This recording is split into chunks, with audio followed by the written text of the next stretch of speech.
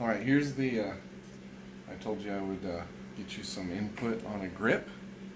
So this gun here is called Springfield XDE. It's actually the one I bought thinking it was smaller than yours, but it turns out it's the same size. And so it's got the same size width, if you'll see there. Yeah, when I'm looking at that, it's got the same size width, same width grip as yours. And it's about the same. This is a 9mm, but it's a little bit longer for a 9mm. So my cameraman is not paying attention to the instructions I gave him. David, you're doing a great job. So when you grip your gun, what you want to focus on is you want to focus on your side grip.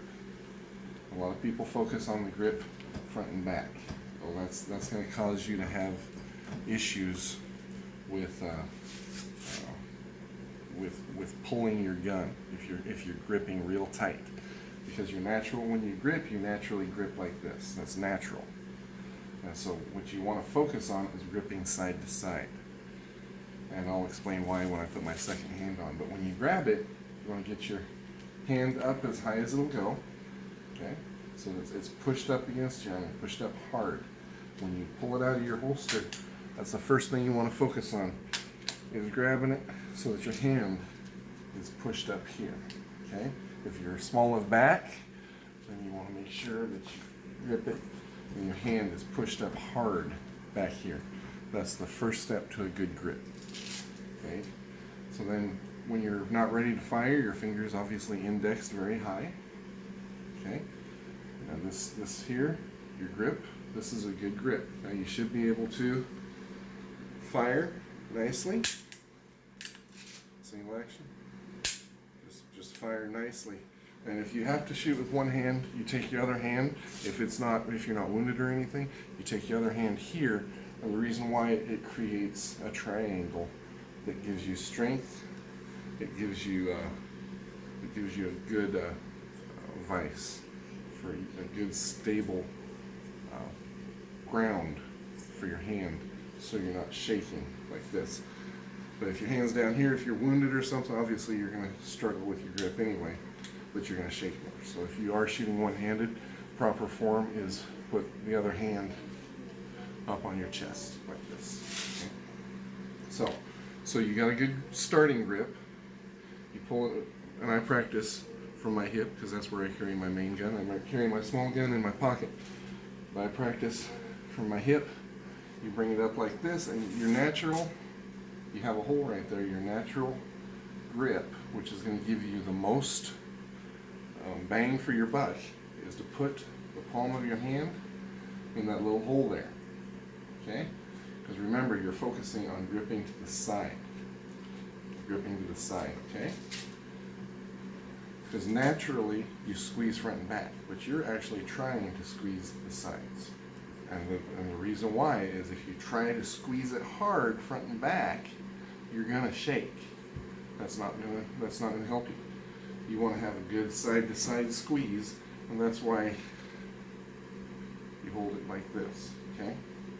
Because you want all your strength to be holding the gun.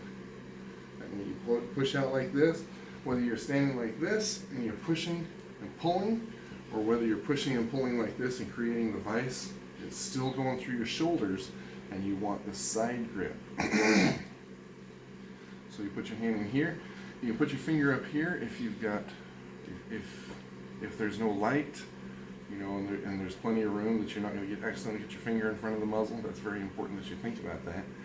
Normally people just put their hand down here, which is fine.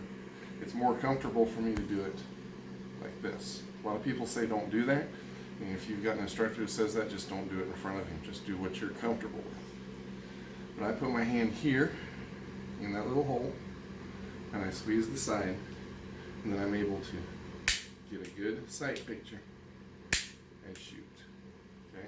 And if you're left eye dominant and you're shooting right-handed, then all you have to do is just bring it over a little bit, and whatever you practice, just go with what you practice, because you're going to shoot as well as you practice. So if you're shooting left-handed, it's the same thing. You put this part, okay, you index high, you put your hand right here, and that's what the grip looks like. Okay. Maybe should be able to shoot just as well with either hand. Obviously, you'll be a little better with your dominant hand. One good thing, I had a dime here. Hold on a second. Forgot to put it back in my pocket. One good test while you're dry practicing is just set a dime on the tip of your gun, hold it like you're going to hold it, and pull the trigger. I'm not going to pull the trigger a whole bunch of times because I don't know how this sounds on the microphone yet. Hold it like you're going to hold it, and see if the dime moves other than from the shake of the action. And if it does, then you're pulling your gun. Okay, so does that make sense? Like that, that's how you push side to side, and you have your arms, and you're pushing side to side, and you're not really focusing on squeezing with your hands tight. You're focusing on holding tight. You're going to squeeze automatically, but you focus on the holding it side to side. And when you pull up, if you're shaking, then you're holding it too tight. Okay? So now I'm going to show you on my smaller gun that I carry in my pocket, my LCP-2. I carry the LCP-2 because it has a nicer trigger than the LCP. Both guns, LCP, LCP-2 are both good guns. As you can see, when I grip this thing, my ring finger doesn't even grab the gun all the way, even with the magazine. So this is not doing anything. But if you grip it properly and you do the same thing, put your hand, even though the hole's smaller because it's a much smaller grip, you put your hand in here and you hold it just like that, then you've got a good grip and you're able to aim well and get a good purchase on the gun. And again, it's not about your squeezing front to back.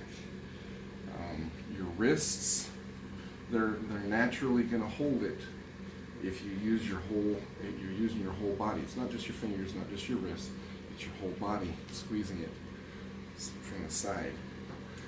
And when you do this a whole bunch of times, you practice doing this, then it'll just be automatic to where you'll know how tight to hold it, squeeze it side to side until you feel yourself start shaking, and then back off just a little bit. You don't need to have a lot of force to do that. So we get the pistol again. When you grip it, see my fingers in the trigger guard, it shouldn't be. But when you grip it, my hands are so big there's hardly any room for me to put my palm, but you can still get it in there and get a good purchase on it.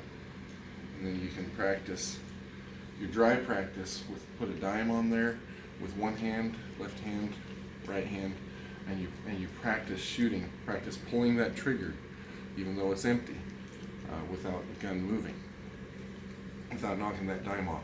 And you can practice it from here, and it's a good idea to practice at the range from here, because sometimes you're not going to have time to bring it all the way up and put it on target. You need to practice being able to shoot. Draw slow when you practice. You draw slow and pull the trigger, and you train yourself not to even put your finger inside the trigger guard until it's past your toe. Because as you're coming up, especially if you're drawing from your back, you need to make sure you practice not putting your finger in the trigger guard until the gun is at least